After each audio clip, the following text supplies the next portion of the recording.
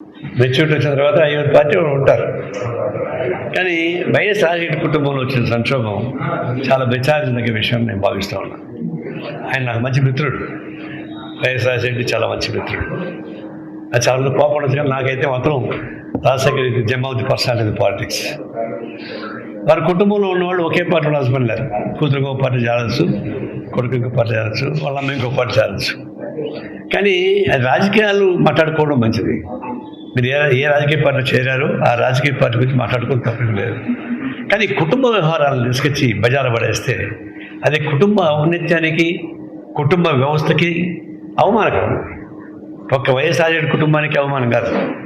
మనకు కుటుంబ వ్యవస్థ చాలా పవిత్రమైంది మన వ్యవస్థలో. మరి కుటుంబ వ్యవస్థ పవిత్రమైనప్పుడు దాన్ని రాజకీయాల వైపు లాగి, రాజకీయ సమస్య కానీ రాజకీయాన్ని సమస్య చేసి బజార్లోకి వచ్చి మాట్లాడడం అంటే ఇది చాలా దురదృష్టకరం. ఇది కుటుంబ వ్యవస్థకు, గౌరవానికి నష్టం వస్తుంది. అలాంటి చేయడం కరెక్ట్ కాదు. మీరు ఏ రాజకీయ పార్టీ వదలుచుకున్నారో ఆ రాజకీయ పార్టీల గురించి మాట్లాడుకొని నాకు అభ్యంతరంగా, కానీ దాన్ని అడ్డం పెట్టుకొని కుటుంబ వ్యవహారాలు రాజకీయ పెట్టడం అనేది చివరికి అంతిమంగా పరాకాష్ట ఎక్కడికి వచ్చింది? రాజశేఖర జీవితం పరాకాష్ట. వాళ్ళ భార్య ఒక కొత్త రాజు బయట పెట్టడం. ఆమె తల్లిగా ఆమె ఉండొచ్చు, ఆమె మందలించు ఉండొచ్చు, కంట్రోల్ ప్రయత్నించవచ్చు, వెనకుండా పోయి కామ ఉండిపోయి ఉండొచ్చు. అందుకని ఇది రాజశేఖర జీవితానికి, వారి వ్యక్తిత్వానికి నష్టపరిచే పద్ధతులు ఎవరు ఏం చేసినా కూడా చాలా బాధేస్తుంది. ఇప్పటికైనా దాన్ని ఒమిట్ చేసుకోండి. ఆస్తిపాదులు ఉంటే కోర్టులు వేసుకోండి, అంటారు పడుకోండి. అంతేగాని దాన్ని తీసుకొచ్చి నడివదిలి పెట్టి ఒక రాజకీయ వ్యవస్థ కళకు తీసే పద్ధతుల్లో చేయవాలని, కుటుంబ వ్యవస్థ కళకు తీసే పద్ధతి చేయవాలని కోరుతాను. రైట్. మరి ఇంత పెద్ద భారతదేశం అతలాకుతం అయిపోతూ ఉంటే మరి ప్రధానమంత్రి మోడీకి ఆ బాధ్యత లేదా?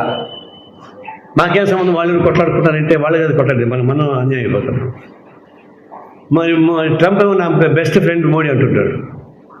మరి నీ బెస్ట్ ఫ్రెండ్ మోడీ అయితే నేనేమని అనుకోవాలా? నువ్వు మోడీకి, ట్రంప్కి మోడీ బెస్ట్ ఫ్రెండ్ అయితే ఇది తక్షణం ఏమాత్రం భారతదేశ ప్రజానీక మీద ప్రేమ ఉంటే మోడీ కదలాలి, నోటు తెరవాలి, ట్రంప్కు సలహా ఇవ్వాలి.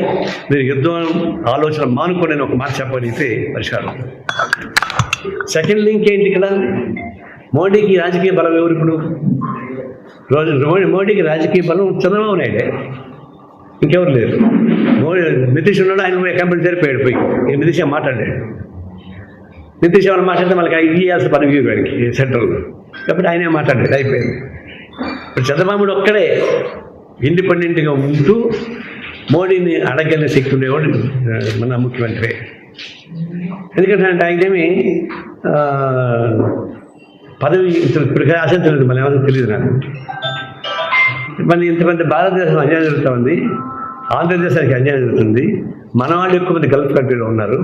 వాళ్ళందరూ బాగు చేయడానికి ఉపయోగపడే పద్ధతిలో ఒక చర్య తీసుకోవాలంటే మోడీకి మిత్రుడిగా కానీ, ఒక రాజకీయ కర్తవ్యంతో కానీ ఒక మాట చెప్పాలి.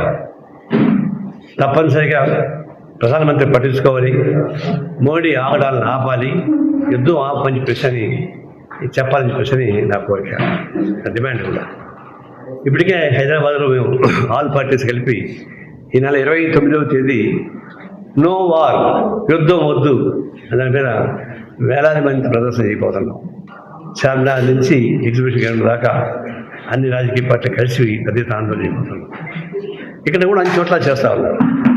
ఇది విస్తృతంగా పెద్ద ఎత్తున ప్రజానీకం కూడా బజార్లోకి వచ్చి, వీధుల్లోకి వచ్చి యుద్ధ వ్యతిరేక ఒత్తిడిని పెంచడం, రాష్ట్ర ముఖ్యమంత్రి చంద్రబాబు నాయుడు ఒత్తిడి పెంచడం. మీరు ఇన్వాల్వ్ కావాలి. ఎందుకంటున్నాం? మీకు భారతదేశంలో ఉన్న రాజకీయాల మీద మీకు అవగాహన ఉంది. ఈ ఒక్క ముఖ్యమంత్రికి అవగాహన ఉంది, మీకు కొద్దిగా లేదు. ఈయన ఒకప్పుడు ప్రధానమంత్రుల్ని సమన్వయం చేసి ఎంపిక చేసినటువంటి వ్యక్తి. అటు 2 వ్యక్తుల్ని, గుజరాల్ని, తర్వాత కర్ణాటక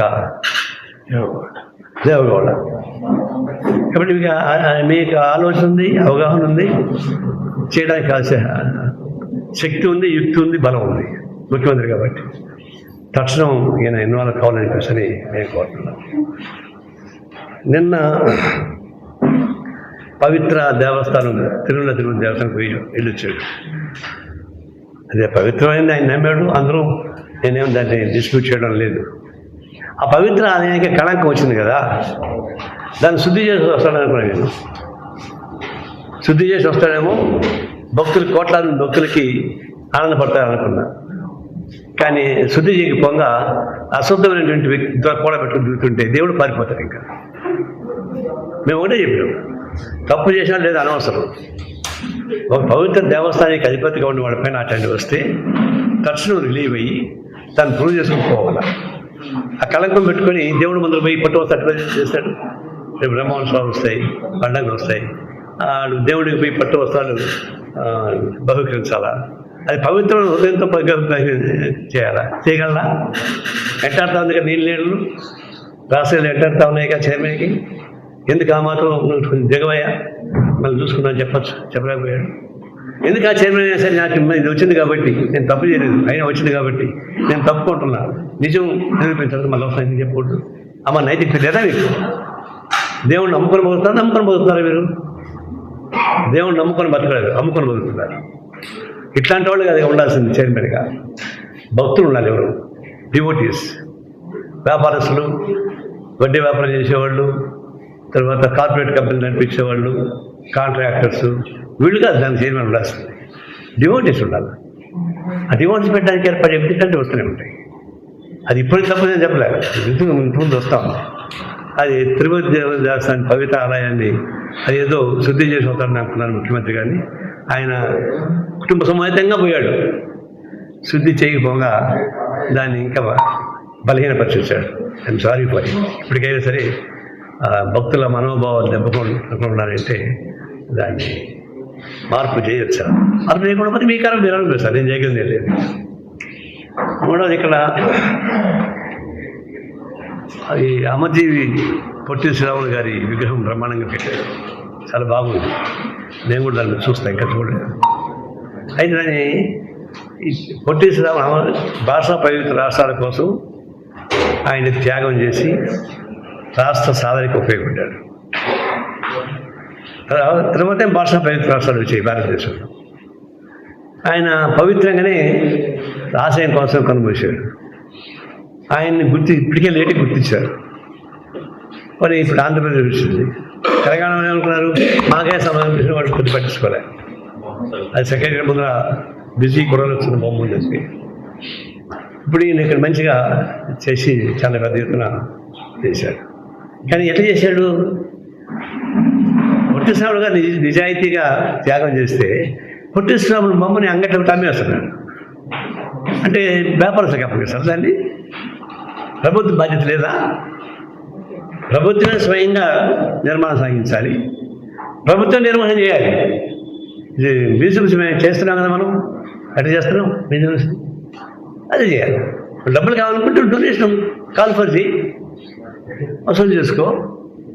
అంటే ప్రభుత్వ ఆధ్వర్యాన్ని నడవాలి తప్ప ఇది ప్రైవేటు సంస్థలకి చారిటబుల్ ఇన్స్టిట్యూషన్ అని చెప్పేసి అంటే చివరికి ఏమైంది, ఒక కులానికి ప్రతినిధిగా అయిపోయాడు.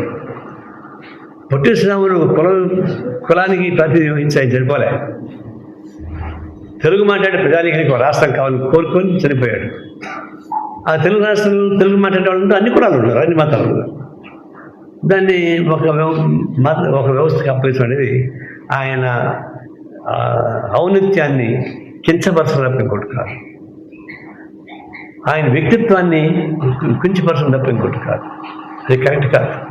అదే దాన్ని నిస్వార్థంగా డొనేట్ చేసేవాడు ఉన్నా చాలా మంది, నేను ఒప్పుకుంటున్నాను. ఇప్పుడు ఏం చేస్తాను, దానికి ఇచ్చే కాంట్రాక్టర్ ఎవరు? నన్ను అమ్ముతున్నాడు, అంగుళాలు ఎక్కడ అమ్ముతున్నాడు కదా. ఎన్ని కోట్లు వసూలు చేస్తాం వాళ్ళకి తెలియదు. చివరికి ఎన్ని కోట్లను వసూలు కానివ్వండి, పొట్టి శ్రీరాముల్ని అంగట్లో పెట్టి అమ్మబాకండి. ఆయన ప్రభుత్వ ఆధ్వర్యంలోనే నిర్వహించి చేసుకోండి. మీకు నిధులు కొరత అయితే డొనేషన్స్ కాల్ఫర్ చేయండి, ఇచ్చేవాడు స్వచ్ఛందంగా ఇస్తారు. అని తప్ప ఏ సంస్థకు వ్యవస్థకు ప్రైవేట్ వాడికి అప్పగిస్తాం అనేది పొట్టి శ్రీరాములకి అన్యాయం చేసేట్టు అవుతారు. దాని ఫలితంగా తెలుగు మాట్లాడే ప్రజానికానికి మరింత అవమానం వస్తుందని చెప్పేసి తప్ప ఇంకోటి కాదు.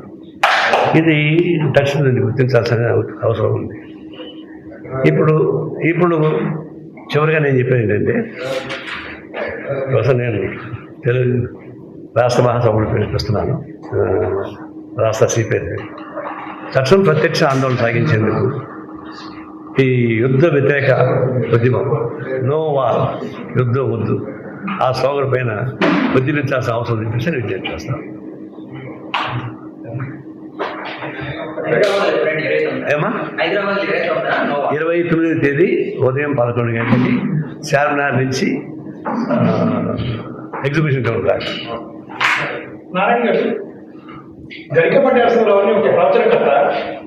వచ్చేసా మధ్యాహ్నం భోజనమా? మధ్యాహ్నం భోజనం ఆయన నేను విన్నాను, ఆయన విన్నాను. నేను ఒక విధంగా ఆయన అభిమాని, ఆయన చెప్పేది చాలా మంచిగా చెప్తాడు. మరి ఆర్థడాక్స్గా కాకుండా ప్రాక్టికల్గా చెప్తాడు. I like it. కానీ ఎన్నమాళ్ళలో ఇది ఒక్కటే ఈ ఉపన్యాసం అది చిన్నపోయిన ఉపన్యాసం, ఆయన పర్సనాలిటీకి దాని ఆమోదం సాధ్యం కాదు. ఆయన ఉపన్యాసం తిన్నా నేను. మధ్యాహ్నం భోజనం పథకం అనేది దాని మీద అంత అవమానంగా మాట్లాడంటే ఊహించడం. మధ్యాహ్నం భోజనం పిల్లకాయలు సోపరి కొడుకులాగా మీ పెళ్లి మీద మంచం మీద కూర్చుంటారండి. ఏం మాట్లాడి తక్షణం గరికపాటి వారు ఇచ్చినటువంటి ఉపన్యాసాన్ని ఉపసంహరించుకోమని డిమాండ్ చేస్తారు.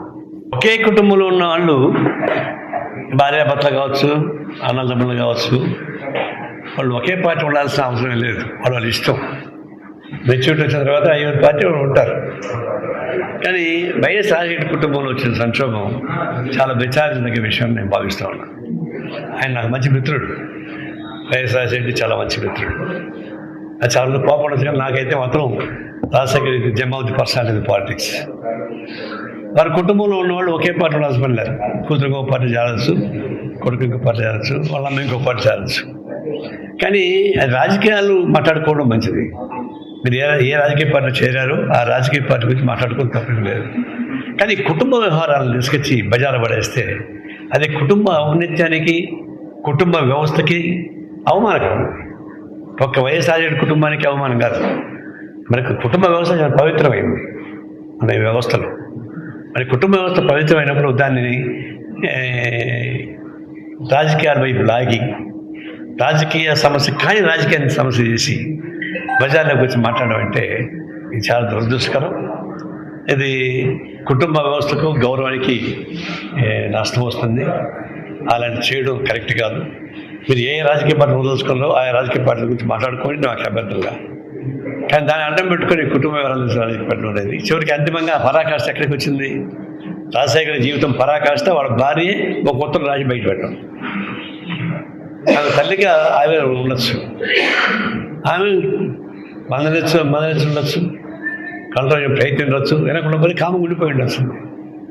అందుకని ఇది రాజశేఖర జీవితానికి, వారి వ్యక్తిత్వానికి నష్టపరిచే పద్ధతులు ఎవరు ఏం చేసినా కూడా చాలా బాధేస్తుంది. ఇప్పటికైనా దాన్ని ఒమిట్ చేసుకోండి. ఆస్తిపాదులు ఉంటే కోర్టులు వేసుకోండి, అంతా పడుకోండి. అంతేగాని దాన్ని తీసుకొచ్చి నడివదిలి పెట్టి ఒక రాజకీయ వ్యవస్థ కాళ్ళకొద్ది పద్ధతుల్లో చేయవాకండి.